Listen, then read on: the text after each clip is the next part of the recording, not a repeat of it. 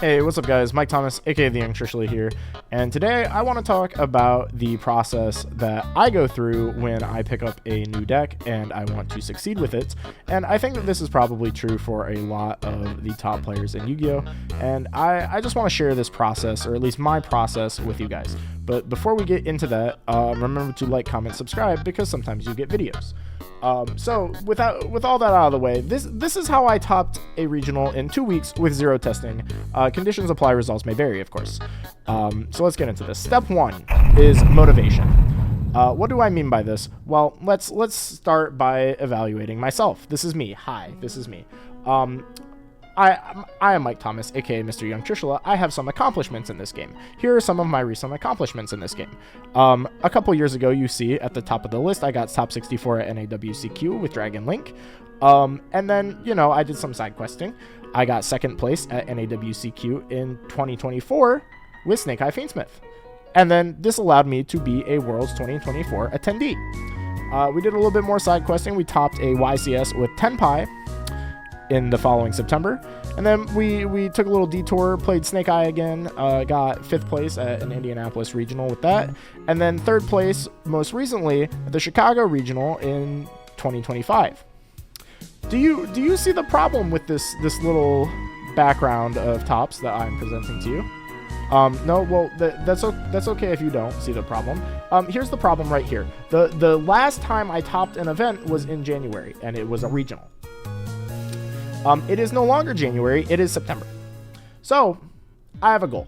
Here was my goal that I set for myself. I want to top an event, but I have a problem with achieving this goal.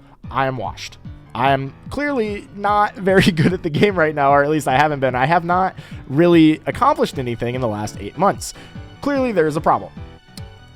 This is my friend Judiu. What are some of his recent accomplishments in Yu-Gi-Oh?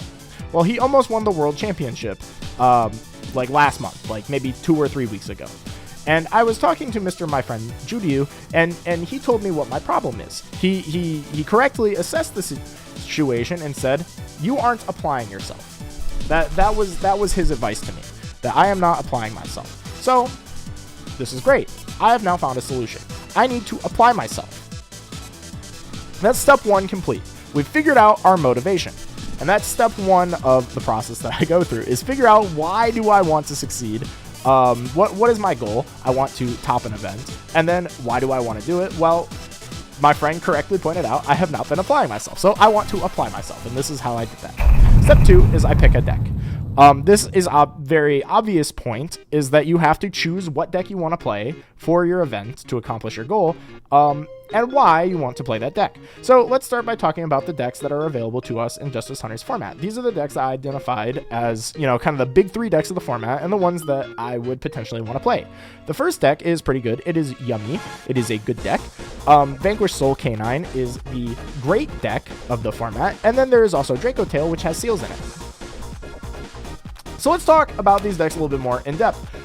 Yummy, let's go over kind of its strengths. This is option number 1. Yummy is a linear and consistent deck. It's kind of a traditional, like, not really combo, but like kind of combo deck in Yu-Gi-Oh! You know, it does a lot of the things we're familiar with. It just won YCS Vancouver. It gets to play lots of hand traps. These are all good things. I like all these things about this deck. But it has some problems. What are the problems of this deck? Well, Mignon is kind of the Achilles heel of the deck. This deck cannot out a defense position Ash Blossom if it does not have Mignon on the field to boost the attack of all of its monsters. This feels really bad. I do not like being told that my deck cannot be Ash Blossom in defense mode if I do not have a field spell up. That feels very, very bad. It also requires pre-moving actions, and that requires format knowledge. What do I mean by pre-moving actions? Well, a lot of the Yummy cards require you to respond to the opponent's card effects. So my opponent has to first play a card, then I have to respond with one of my own cards, and then I have to know when I want to do that in order to preempt their next move and interact with them there. And when I have no format knowledge, I'm clearly washed, and I have not played Justice Hunters at all, and I am not testing at all for this goal because I am busy and lazy. This is very difficult to accomplish.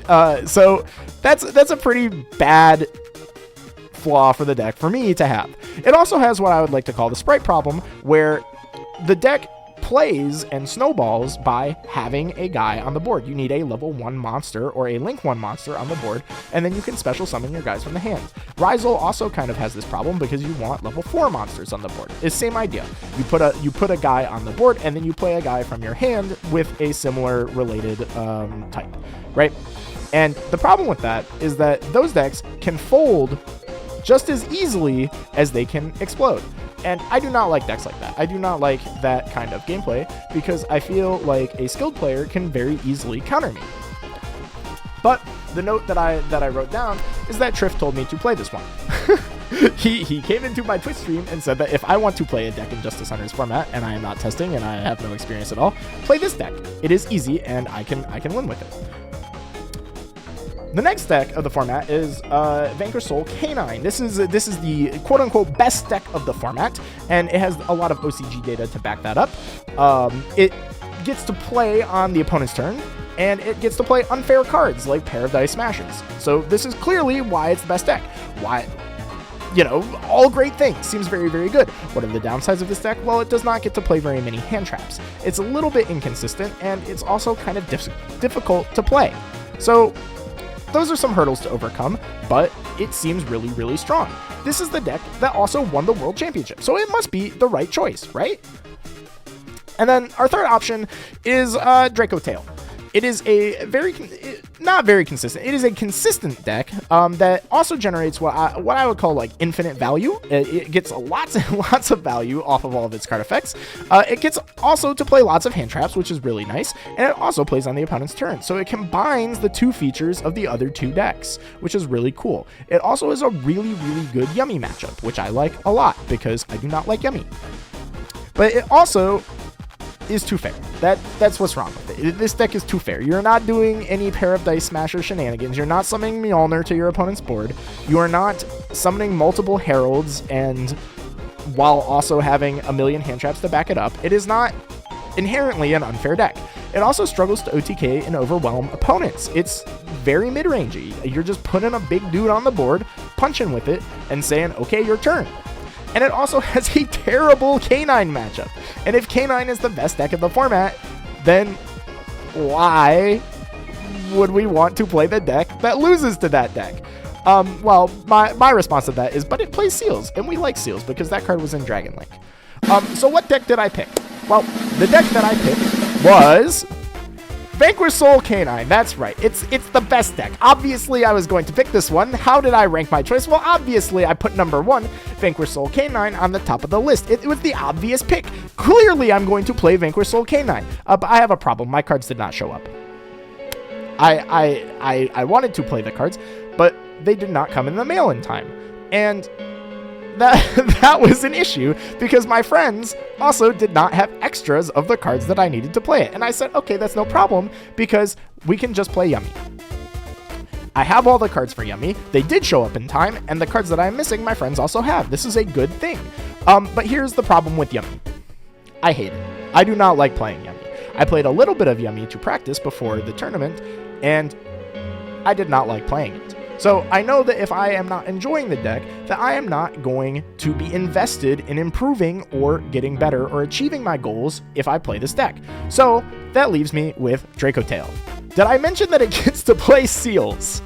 So that's right, our number 1 pick, the deck that we are going with, the deck that we are playing is Draco Tail, that's right. Objectively, the one that I ranked lowest out of the 3 decks is the one that we are going to be playing and the one that I chose. So that's step 2 complete. That's how I pick my deck. So I chose the obvious best pick, but I did not have the cards for it. So I did not play that one. I then chose the next best deck, but I did not like that one. So I moved on to the third best deck that I did like and is doing well at the moment. So step 3, we now have to build the deck. Now that we have a deck, we have to build the deck. So where do we start when we want to build a deck? Well, let's first ask ourselves, what does Draco Tail do well? Well, it plays lots of non-engine. That's the first thing that it does well. And that's great for me because it prevents the opponent from establishing their game plan fully. And since I don't know what my opponent's full game plans are because I have not tested, I don't know the format, and I am just showing up with a deck blind, this is great to me because if my opponent doesn't get to wombo combo me, then I feel like I have a better chance at beating them. The second thing to highlight for me is that it generates lots of value. Because whenever you fusion with your Draco Tail monsters, a lot of them they all get to set a spell trap from your deck. The big ones being Ketu and Rahu, which are your fusion spells, which will then get you into more fusions and more triggers and more spells and traps and yada yada yada. But they also allow you to interact with the opponent's board, which means that you're not only deconstructing the opponent's board, but you're also building your own at the same time. And I like that a lot. That is a very good sign for me, and I like that kind of gameplay a lot. The third thing that it does well is it destroys the Yummy deck. Because at the time, this was right after YCS Vancouver, I expected Yummy to be very popular. I also know a lot of people personally who are playing Yummy, so I expected to play against lots of Yummy opponents. So I like choosing the deck that beats the deck that I expect the most often. Number 4, it also gets to play Hieratic Seals. Have I mentioned that this deck plays Hieratic Seals? This deck is very similar in my mind to Dragon Link, a deck that I am very fond of and have built this channel off of, which if you're watching this video, you probably already know that. But what this also means is I'm familiar with the game plan that this deck achieves, which is that I'm going to be sitting on seals and a lot of hand traps and playing low to the ground and interacting with my opponent. That gives me a frame of familiarity with this deck that I don't have with the other two decks. So, I need a deck list. So let's start at square one. What I do is I start by picking a deck that has already performed well. A list of a deck list that has already done well, and usually I like to pick one from an established player whose opinion I already respect. So I picked Jesse's list. Jesse got top 8 at YCS Vancouver with Draco Tail, with pure Draco Tail at that, and I asked myself, what do I like about his deck list? Because there were other Draco Tails that topped that event, but I wanted to know why exactly I liked Jesse's list specifically. Well, I liked that he fit 17 hand traps into his main deck, and then if you combine that with Phymina, you effectively have 20 hand traps and 20 engine in your deck. That seems to me to be very well balanced, and I like that number a lot. It also played 3 copies of Pan. Pan is one of the 2 bigger dragons in the Draco Tail strategy that is really powerful. And when I first read the Draco Tail cards, I felt that Pan was the best card in the deck. So I liked that he was also the only person that played 3 copies of Pan. It felt like I had correctly identified that Pan was a really strong card because a really strong player chose to play 3 of it, and he also performed the best out of any other Draco Tail in the tournament. It also happened to play cards that I don't see often in other lists, and I like that a lot. The cards I'm talking about are Khadija and Philia Regis. At least at the time, those to me were new techs. And why do I like this? Well, I like when I see a deck list that performs well and also plays weird cards, because that to me tells me that this player has identified some problem with the deck and they're attempting to solve it. And that means that I will either have a competitive edge over my opponent by solving some problem with the deck, or by playing these cards, I will get an understanding of what that problem was that they were trying to fix, and now I have a better understanding of my deck overall. So that's why I chose this list. But that's not good enough. I don't want to just simply net deck and just run in with a net deck and change absolutely nothing. So I have to ask myself, is there anything to improve, and what problems can be fixed in this list? But here's the problem with me doing this iterative process. I have not played this deck before. I don't know what the cards even do for the most part, and I have a tournament coming up in a couple of days. So what do? I asked Jesse.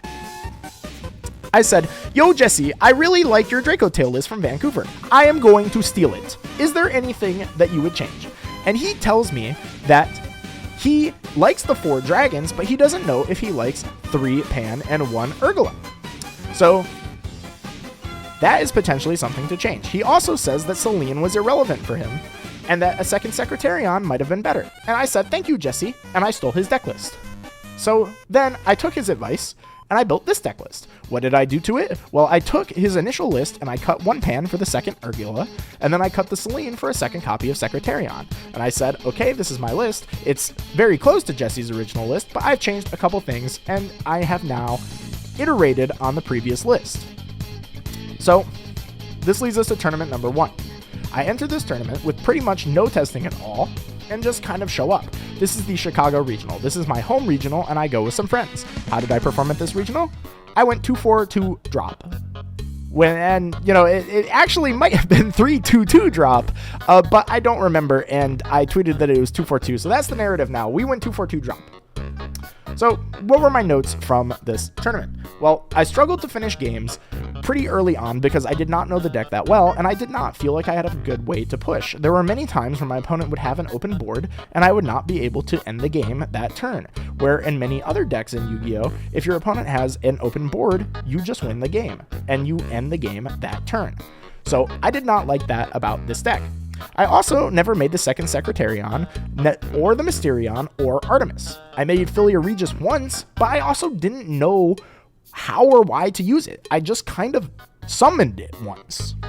So from here, let's start over. Let's try again and see where we can go from here to improve the deck that we started with, because there's another tournament the very next day. So that's step 3 complete. Step 4, building the deck again. So here's what I did. This was my second list, and what did I do to it? I cut the second Secretarion that I had played in the Chicago tournament, and I cut the Philia Regis, since I didn't really know what it was there for. Then I added Selene back into the deck, as well as Access Code Talker. Access Code was a pretty interesting card in my mind, because I saw a Triff tweet that let me realize that this deck can put up an absolute ton of damage very, very quickly if you just rely on the link component of the deck and ignore the fusion component of the deck.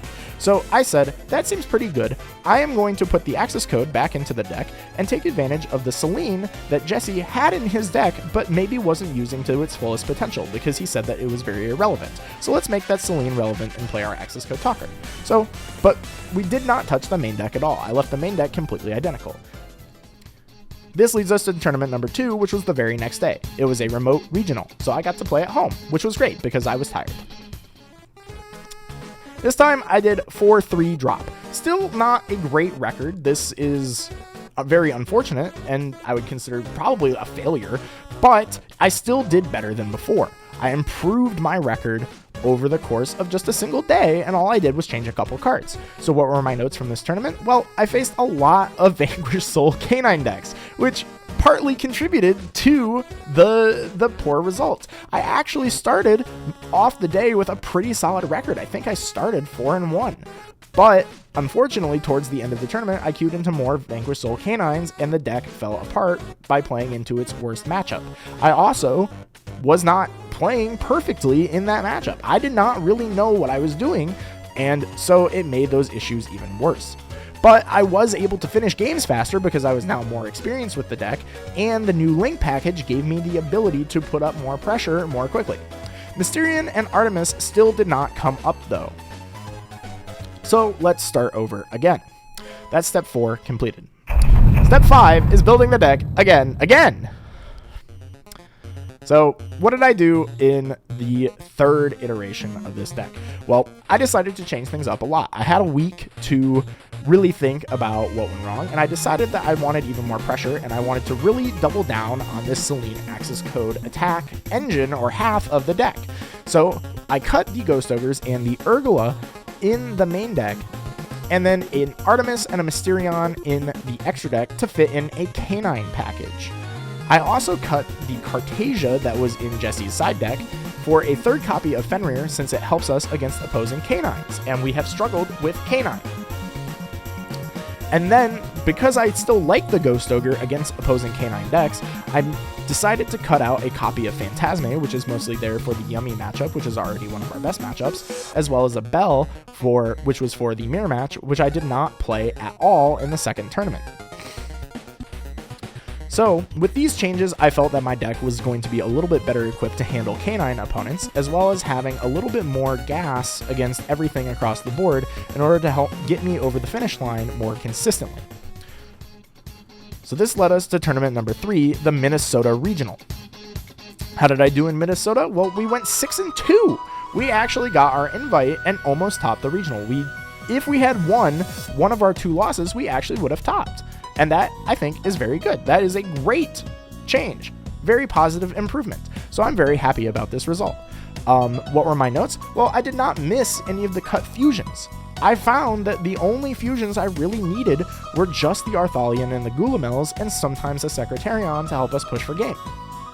Having the extra bodies from the Canine engine as well made applying the pressure much more easier, which is what I initially thought they would do for us.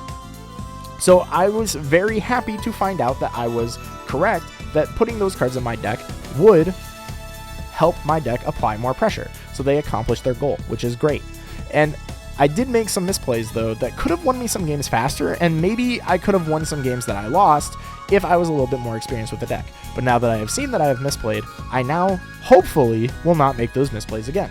This felt a lot better, but we are not done. That's step 5 completed. Step 6 is performance. We have one last chance to top an event. So I played the exact same list the very next day following the Minnesota Regional at the Lansing, Michigan Regional, which is also a home regional for me. And I decided that I was confident in my list, and I decided to run it back. So how did we do at the Lansing Regional? We finished 8-1 top, baby. We got our top. We finished 8-1. We only lost one time. One time we lost. And that's all we had to do. So we finished with a much better record, and we achieved our goal with no testing required. So what were my notes? What were my notes from this tournament? Well, I decided to play the same list that I had played in the previous tournament because it felt really good. We clearly had improved from our 2-4-2 and our 4-3 records previously, and so why fix it if it's not broken? We have improved. So all that I felt needed to change was my technical play. But now that I had more experience, I made fewer misplays. However, that said, I did still lose to a really strong opponent in the mirror, which really revealed that I still have a lot to learn about this deck, especially in the mirror match. So shout out to Santoli. He definitely put me in my place in the mirror match, and it still goes to show that even though we accomplished our goal, we can still keep pushing further, which is my new goal, is to learn the mirror match better. But that is step 6 completed. So what did we learn from this process? The real first step here is to remember to edit the template that you steal from Google Slides. So shout out to Google Slides. But the first steps are to identify goals and motivation, and ask yourself what you want to achieve and what is your motivation to achieve it. So what did we do? Well, we said we wanted to top an event, and what was motivating to do that was I wanted to apply myself because my friend told me that I needed to apply myself. The second step that we did was to pick the deck that we wanted to play. We went through our options, we evaluated all the options that were in front of us, we picked the deck that we wanted to succeed with, and we went with it. Then we reflected on what went wrong when we played that deck, and we changed the problems. We fixed the problems, fixed the things that went wrong, and kept the things that went right. So we refined our deck over several tournaments. The other thing to remember is that performance is the same as practice. This is really the big lesson that I would like to impart. Is a lot of people feel that you have to spend lots and lots and lots of time testing before you go to a tournament, and you should not go to a tournament unless you are really well prepared. That is not always true. If you want to do really, really well at a tournament, you should definitely test and prepare. But if you are just looking to do well at any tournament, then you can use other tournaments as a way to practice. And it's actually a really good way to practice because you are playing against opponents that are looking to win and to do well. So what is the best way to learn a format and to get better? Well, it's to play against people who are already playing that format and who might be better than you. So that's a great way to do that. And then if you follow all of these steps and you repeat these second level steps enough times, well, then you're going to succeed. If you do not make it to the success step, then you just repeat these steps until you do make it to the success step. And that is what we did, and it worked. Subscribe. Thank you for watching. Like, comment, subscribe. Sometimes you get videos, etc. Goodbye.